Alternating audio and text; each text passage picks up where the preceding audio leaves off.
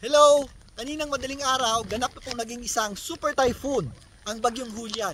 Ito po ay may lakas na hangin na umaabot sa halos 195 kilometers per hour malapit sa kanyang gitna, at kung minsan may mga pagdugsong umaabot sa halos 240 kilometers per hour ayon sa Pag-asa. Mabagal po itong kumikilos, pakanluran at kasalukuyang nasa labas na ng ating Philippine Area of Responsibility.